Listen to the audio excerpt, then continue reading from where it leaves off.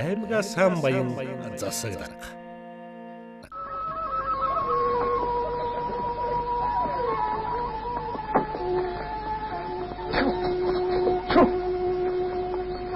Энэ хүнийг Бантин ган хуй гэдэг. Адас хоолын наран улсад сургууль төгсөж ирснээсээ хойш гадаад яаманд төчмөлийн алба хашиж явсан мөртлөө өөдөө чахиж доошооч буугаагүй нэгэн. Арчсан намын буянд ойгүй баяжсан нэгэндээ 2008 оны орон нутгийн сонгуулиар Дорногов аймагт арчсан нам ялалт байгуулж аймгийн удирдлагыг гартаан авчээ. Ингээд засаг дарга томилох болоход эх орон намаас урвж нийслэлээс очсон Бантин ган хуйг дээгүүр доогуур нь гүйж аргадахын аргадаж гуйхын гуйсаар энэ албан тушаалд задарчээ. Ингэж л Бантин ган хуйг улс төрд орсон боловч сонгуульд нэг ч удаа ялж үзээгүй нэгэн. Одоогоос 8 жилийн өмнө улсын хурлын сонгуульд Дорногов Говьсөнбөр аймагт ардчилсан намаас нэр дэвшин өрсөлдөөд ялагдсан. Дараа нь орон нутгийн сонгуулиар төрлөх хөвсгөл суман дааж нэр дэвшээд бас ялалт байгуулж чадаагүй. Аймгийн засаг дарга болсноос хойш Дорногов аймгийн ардчилсан намын дотор үл ойлголцол, хагарал, уналт доройтлыг авчрах үүдийг нээсимгэн нэвлээ. Түүнийг засаг даргаар ажилласан 8 жилийн хугацаанд энэ аймгийн эдийн засаг, нийгмийн байдал өчүүхэнч дээрдсэнгүй. Гэтэл хөрш зэрэгэлдээ Хэнти, Сүхбаатар аймагуд нь адилхан л ардчилсан намынхан удирдаж ямар их өөрчлөлт, хөгжил, дэвшилт хүргэснийг Дорноговчууд харж, сонсоод өөрсдийнхөө удирдлагад гутах болжээ. Дорногов аймгийн иргэдийн төлөөлөгчдийн хуралд ардчилсан нам арай олуулаа болжээ. Гэтэл засаг дарга Бантин ган хуйг журмын нөхдөдөн би баян болмоор байна гэж эхлээд тунирхдаг байснаа сүүлдэн ууралдаг болж сансандаач хурж хагартлан баяжжээ. Тиймээс бид түүний тансаг сууцнуудын тухай баримт түшиглэн та бүхэндээ энэ нэвтрүүлгэн хүргэж байна. Манай ган хуйг дарга шиг баян хүн 21 аймагт байхгүй. Ердөө ган хуйгийг хэн байсныг мэднэ. Гадаад яамд чацаг царайлж явсныг нь мэдхээс биш. Яаж яваад тэр бүмтэн болцохныг би одоо ч гайхдаг юм. Бантин ган хуйг засаг дарга болохоос өмнө энэ байрны 4 давхрын 19 тоотод амьдарч байжээ. Хэдийгээр эд хөрөнгө өмчлөх эрхийн гэрчлэгэн дээр нь 120 м² гэж бичсэн ч бодтойгоор бол 55 м² талбай бүхий энэ орон сууцыг Бантин ган хуйг их нэртэйгэн хамтран эзэмшигчээр бүртгүүлсэн байдаг.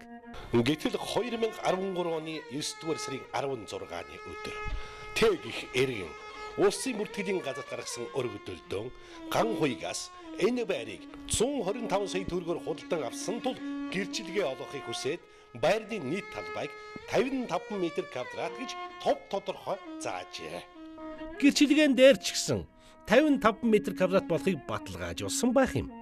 Гэтэл Бантин ган хуйгийн эхнэрээс улсын бүртгэлийн газарт 2008 онд хандаж гаргасан өргөдөлд нь 120 м² гэж дурдсан байх юм. Ингэж л нэг орон сууцыг 2 гэрчлэгэн дээр талбайн хэмжээ 2 өөр бичиж 1996 онд байгуулсан гэрэн дээр орон сууцны үнийг дурдснаас бус талбайн хэмжээг огт бичээгүй байх юм. Орон сууцны талбайн хэмжээг огт дурдахгүйгээр худалдан авч болдог энэ хачирхалтай практикийн цаана юу нуугдсныг эргэн сурвалжилахад Бантин ган хуйг баяр сайхан нар тус тусдаа 2 орон сууцыг Япон улсын нэгэн иргэний мөнгөөр худалдан авч гэрээ хийж байх үедээ талбайн хэмжээг бичлэггүй үлдээж 12 жилийн дараа эд хөрөнгийн гэрчлэгийг гаргуулахдаа нэг орон сууц мэтэр тусгаад өөрсдийнхөө нэр дээр болгон гарган авсан илэрсэн юм. Харин хөршүүд нь анханасаа л 2 тусдаа орон сууц байсан гэж нотолдог юм. Засаг даргын суудал заларснаас хойш үл хөдлөх хөрөнгө болох байрны цуглуулгатан болжээ. Бантин ган хуйг Дорногов аймгийн засаг дарга болсноос хойш Улаанбаатар хотын хамгийн тансаг үнэтэй хорооллуудад нийт 5 орон сууцыг хүүхдүүдийнхэн болон эхнэр өөрийнхөө нэрээр худалдан авсан байх юм. Хан уулдүргийн 11-р хороонд байдаг та бүхний харж байгаа энэ River Garden гэдэг хотхонд охин баяр цэцэгтэн 631 сая 200 мянган төгрөгөөр үнэлэгдсэн 166.1 м2 байрыг худалдан авч өгчээ. Үгээр ч цогсохгүй. Сүхбаатар дүүргийн 1-р хороонд байдаг Олимпийн гудамжинд хөө ган тулгатан 130-130 м2 байр авч өгсөн байгаа юм. Гэрээндэн заахтан зах зээлийн үнээс зориуд үнийн бууруулан бичүүлжээ.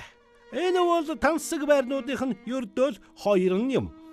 Охин баяр цэцэг хүү ган тулган нарынхаа нэрээр Сүхбаатар дүүргийн 1-р хороонд орших 16-р байрны 806 тоотод 130-131 м2 орон сууцыг 2011 оны 5 дугаар сард худалдан авсан баримт нь энэ. Энэ орон сууцыг ган хуйг 292 сая 486 мянган төгрөгөөр худалдан авсан гэж хөрөнгө оруулгын мэдүүлэгтэн бичсэн байх юм. Хан уул дүүргийн 15 дугаар хороо гигантын цогцол борт 103 дугаар байрны 42 тоот орон сууцыг автозогсоодын хамт худалдан авчээ. Бас хан уул дүүргийн 1-р хороонд орших 4 удирдлийн цэцэрлэг буюу Жапон 5-ны C2 байрны 612 тоот сууцыг охин баяр цэцгийн нэрээр автозогсоодын хамт 310 сая төгрөгөөр худалдан авсан байх юм. 2014 оны 8 дугаар сард хан уул дүүргийн 11-р хороонд байрлах River Garden хотхоны 304-р байрны 1-р орцны 701 тоот 166.1 м2 талбай бүхий тансаг зэрэглэлийн сууцыг эхнэр баяр сайхан болон өөрийн нэрээр худалдан авсан баримт нь үл хөдлөх хөрөнгийн гэрчилгээ хийгдсэн гэрээг нь үзэгч та бүхэн тогтоогоод нэг сайн хараарай. Сар болгон ган хуягтан банкнд хувийн дансаараа 5-30 сая төгрөгийг шилжүүлж төлбөрийг хийжээ. 2012 оны 8 дугаар сарын 22-наас эхлэж 200 сая төгрөгийг банк хоорондын гүйлгээгээр Номин Construction хувьцаат компанид төлж, маргааш нь охин баяр цэцгийнхээ байрны төлбөрт 350 сая төгрөгийг шууд шилжүүлсэн баримтыг үзэгч та харж байна. Үүнээс хойш Дорногов аймгийн худалдаа хөгжлийн банкнд хувийнхаа дансаар нэг удаа 30 сая, 100 сая, 770 мянга бас 5-37 сая төгрөгүүдийг шилжүүлж энэ байрыг 681 сая төгрөгөөр худалдан авсан байх юм. Сардан 2 сая хүрэхгүй төгрөгийн цалинтай аймгийн засаг дарга ямар орлого олохоор сар болгон 30 сая төгрөг байрныхаа төлбөрт төлж барагдуулах нь анхаарал татаж байгаа юм. Ямар бизнес хийхээрээ сар болгон ийм их мөнгө олддог юм болоо гэж үзэгч та бүжсэн бас нэг эргэцүүлээрэ. Ийм их мөнгө ган хуйгийн хүүхдүүдэд хаанаас олдсон байх вэ гэдгийг бодоод бас нэг үзээрэй. Хамгийн сүүлд нь худалдан авсан энэ сууцны зах зээлийн өртгөн 1 тэрбум 600 саяар үнэлэгдэнэ. Худалдан авах гэрээн дээр 631 сая 200 мянган төгрөг гэж бичүүлсэн нь хямд харагдуулах гэсэн ган хуйгийн залим их юм л да. Талбайн хэмжээгч гэрээн дээр багасхан бичүүлсэн байж болохыг гэрээний доторх 27-39 өргөтгөл хийв гэсэн тэмдэглэл харуулж байгаа юм. Гэрээн дээр дурдсан талбайг 27 м2-аар нэг удаа, дараа нь 30 м2-аар өргөтгөжээ. Хачирхалтай нь ган хуйг энэ сууцныхаа талбай болон үнийг хөрөнгө оруулгын мэдүүлэгтээ өөрөөр бичсэн байх юм. 170 м2 талбайтай 450 сая төгрөгийн үнэтэй байр гэж мэдүүлсэн хачирхалтай юм. Ингэж л Пантин ган хуйг Дорногов аймгийн засаг дарга болсноос хойш багаар тооцоход 3 тэрбум 500 сая орчим төгрөгөөр 5 тансаг орон сууц нийслэлд худалдан авчээ. Ган хуйгийн худалдан авсан орон сууцнуудын нийт үн нь өөрсдийнх нь мэдүүлсэн үнээр нь тооцоход ийм болж байгаа юм. Саашандын залуус хороололд 1 м2 орон сууцны талбай 850 мянган төгрөг байна. Ган хуйгийн Улаанбаатар худалдаж авсан 5 тансаг орон сууцны мөнгөөр Саашандад 3530 м2 талбай бүхий орон сууцыг худалдаж авах боломжтой гэсэн багцаа тоо гарч байна. Энгийнээр тооцох юм бол 2 өрөө бүхий 80 айлын орон сууц болох юм. Ингэж л аймгийнхаа 80 айлын орон сууцруулах мөнгөөр засаг дарга Пантин ган хуйг сүүлийн 6 жилд 5 тансаг орон сууц хотод худалдан авсан байх юм. Зөвхөн хотод байртай болоо зогсоогүй. Саашандад хүртэл хаав ус бариулж байгаа юм байна. Үүгээр зогсохгүй бас нэг орон сууцны мапанд ган хуйг холбогдсон байдгийг.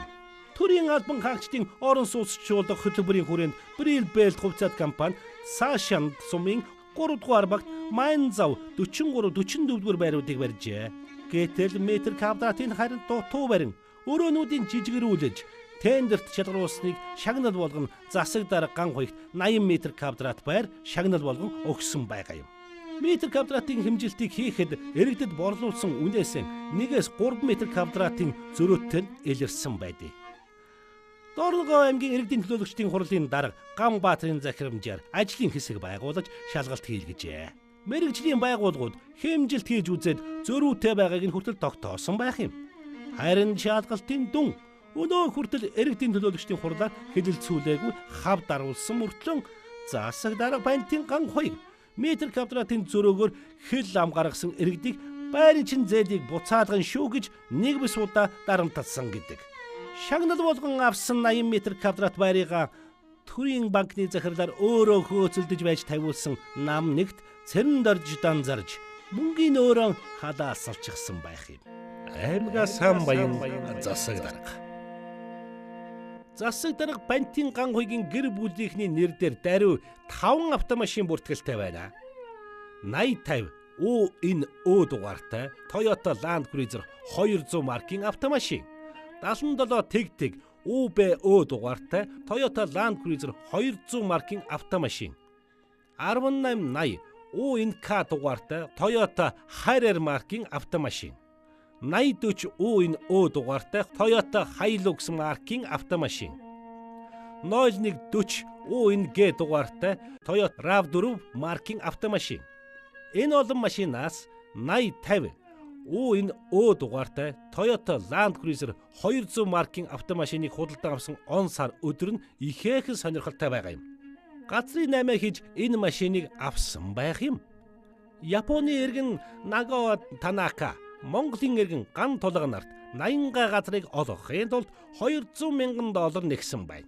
Үүнийг өрсөлдөгч гадаадын компаниудыг аргалахад хэрэгтэй гэж энэ загталдан улаан цайм бичсэн байх юм. Ингээд нөгөө Японч 2011 оны 12 дугаар сарын 10-ны өдөр охин баяр цэцгийнх нь хувийн дансанд $200,000 шилжүүлжээ. Харин үүнийг гэрчилдэг иргэн Жалцангийн Ган Тулга засаг дарга Бантин ган хуйгийг тэр мөнгө улсын хурлд өрсөлдөх сонгуулийнхаа сурчилгааг хийсэн шиг байна лээ гэж мэдүүлсэн байдаг. Дараа нь 2011 оны 12 дугаар сарын 20-нд 80 газрын төлбөр болох ахин $60,000 баяр цэцгийн данс руу шилжүүлжээ. 2012 оны 1 дугаар сарын 10-нд Кимписки зочдуудын 305 тоот өрөөнд Нагао Танака ахин $84,000 ган хуйгт бэлнээр өгсөн гэдэг. Өгч байхад нь Жалцангийн Ган Тулга гэгч хамт байлцжээ. Харин Бантин ган хуйг тэр мөнгөөр Land Cruiser 200 маркийн автомашин худалдаж авсан гэж Жалцангийн Ган Тулга энэ загталтаа бичжээ. 2012 оны 1-р сарын 10-ны өдрийн ердөө маргааш нь буюу 11-нд ган хуйгийн эхнэр Баяр сайхан эргэн баасан сүрэнгээс 8050 дугаартай Land Cruiser 200 маркийн автомашиныг худалдан авч өөрийн нэр дээр шилжүүлсэн баримтыг үзэгч та харж байна. Машин авахтаа мөнгө дутаад байна гэж Японы иргэн Танакагаас нэмж $1,000 ган хуйг бэлнээр авсан гэдэг. Ингэж бэлнээр нь $85,000 авсан. Бас Land Cruiser 200 машиныг худалдан авсан орлогын цаана газрын наймаа аюулгүй байсан нь тодорхой. Гэтэл засаг дарга Бантин ган хуйгийн хөрөнгө орлогын мэдүүлгийг харах юм бол 94 сая төгрөгийн хадгаламжтай жилийн орлого нь 29 сая төгрөг болж байгаа юм. 6 жилийн дотор хамгийн багаар тооцоход 3 тэрбум 500 орчим сая төгрөгөөр 5 тансаг байр худалдан авчээ. Хотын 5 байранда нэг хоноод явхад л бүтэн жилийг ган хуйгтан жаргалтай өнгөрөөх биз. Би юу хийчих вэ? Тэгтэл дахиж шүтээд байсан нөгөө ардчил маань талцаж хувилдагсдын халахвч болж шунал их мэдл өнгөн хувирч шуудаад хийсэн үхэн ивэр шиг улаан шагаалцсан ардчилсан ах нар маань улс орноор нь тоглож ирлээ. Би юу хийчих вэ? Гэтэл жирийн иргэд нь байртай болох нь байтугай хашааны газартай болох гээд 3-4 жил хөөцөлдөөд барахгүй аргаан барахтаа хашаа хатгах гээд сууж байсан тань бид таарсан юм. За би 2007 онд энэ газар дээр буусан. Тэгээд ер нь бол одоо энэ бараг жил болгон энэ газрыг хөөцөлдөж би ер нь одоо шат дараасан одоо өөрчлөгдсөн хүн болгон дээр бол очиж өргөдлөдөр өгж ийсэн. Би бүр багаараа сая энэ жил чинь 1 сард би бүр багаараа дамжуулаад газрын өргөдөл өгж үтсэн. Тэгээд ерөөсөө надад бол газар мазар дээр бол одоо ерөөсөө та байж танаа дээр газрыг очиж хэмжиж үзэн байж л гэсэн хариу өгдөггүй гэхээс шүүрэн ирж бол манай газар ингэж байж байгаа байхгүй. Одоо ингээ аймгийн удирдлагууд одоо ингээ тэгээ том дарганаар одоо тэр том баячууд нь одоо ингээ нэг аймгийнхаа төв тойрсон одоо ингээ янз ингээ гойгоос сүндэрлсэн байшингууд бол бариад идэм лээ. Одоо энэ жишээлбэл хуруугой гэхэд одоо нэг том одоо юм өндөр овоон дээр одоо том чатад бодлоо дээр барьчихсан тэгээд байжлаа. Тэгээд одоо манай чиг одоо ингээ ядарсан. Би одоо өргөдлгөөсөн эмэгтэй 3 хүүхэдтэй. Тэгээд ийм газар ингээ хөзөлдөд явхлаар надад бол олддоггүй. Газрыг бол ерөөсөө надад бол өгдөггүй. Тэгээд одоо сүүлдээ түрүү жил одоо 2007-2008 онд дээр өгжсэн өргөдлийн хариу гэдэр авъя гэхэд бол одоо тэгээд миний өгсөн өргөдөл бараг бусдсан ухааны юм удаас ярьж исэн одоо бол байгаа.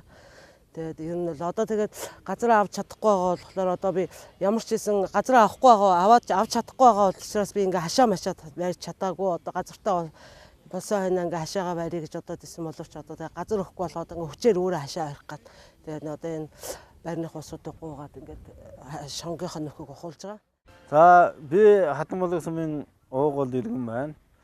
Одоо манай аймгийн засаг дарга Бантин га хоёрын хамгийн бомбтер 200 гарын газар одоо газрыг авцсан. Тэгсээр нь одоо манай шанд болохоор би өөрөө хувийнхаа эзэмшлийн газрыг одоо 2008 оноос хойш өргөдлөөгөөд авч чадаагүй. Тэгээд дахиад нөгөө Пантинга хувийн авсан газрыг сонсоод байхнаа замын үүдэд дахиад жолоочийнхоо нэр дээр дахиад их хэмжээний газар авцсан байдаг. Би Алтан ширээ сумын уугуул нутгийн хөө. Тэгээ энэ Алтан ширээгийн нутаг байгаа юм. Тэгээ энэ Алтан ширээгийн газрыг одоо Пантинга хувийг авсан 400 га газар авсан гэд нутгийн ярьдгийг.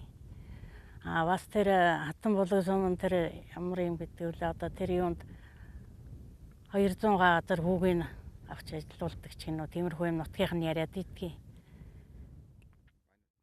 Манай мэдэд бол одоо тийм газар ерөөсөө олддоггүй. Би сумнаасаа аймагт ирээд 20 жил болж байна. Тэгэхэд л одоо хүртэл газар авч чадаагүй л байна.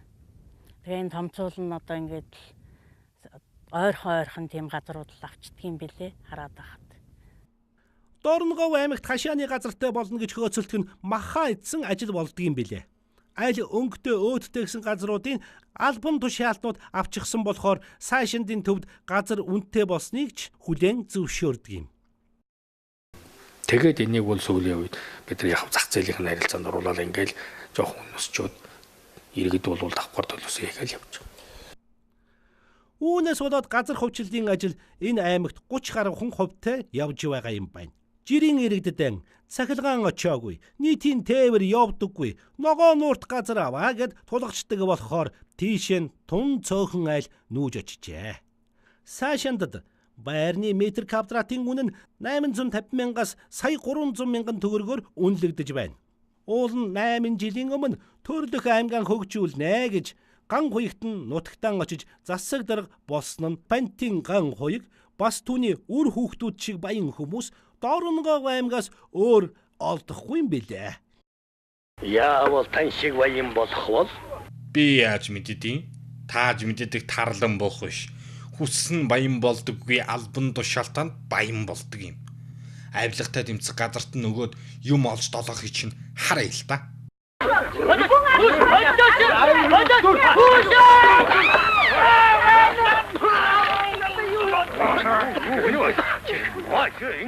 Ийм л хүнээр Дорноговчууд 8 жил өдөрдүүлсэн байх юм. Харин бид дараачихан дугаараар түүний бизнес хийсэн газрын намыг нь баримт тулгуурлан үзүүлэх болно.